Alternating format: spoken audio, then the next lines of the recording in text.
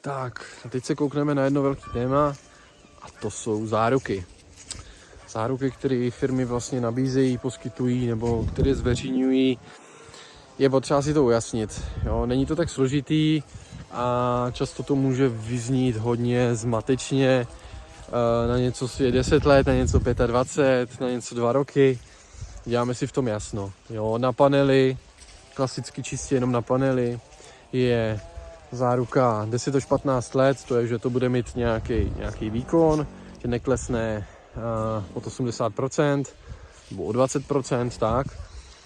A potom celkově záruka na ty panely je asi nějakých 25-30 let, že vydrží, že ten výkon se tam počítá s tím, že trošku půjde dolů. Potom máme technologii, tam se bavíme o nějakých 10, možná někde 12 letech. Pozor, tady tyhle záruky, jak na ty panely, tak na tu technologii, nedrží to už ta realizační firma, ale ta firma, která vlastně tu technologii nebo ty panely vyráběla.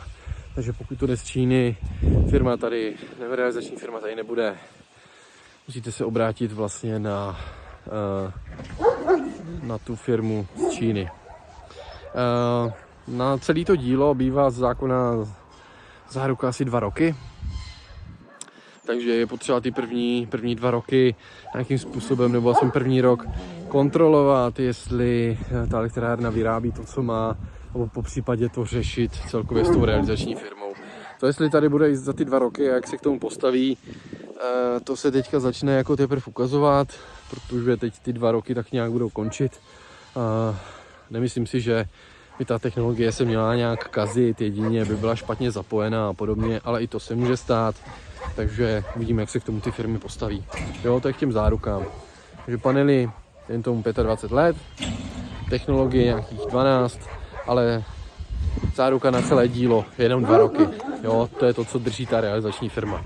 Takže nenechte se nachytat nějakou zárukou na 30 let, není to úplně tak.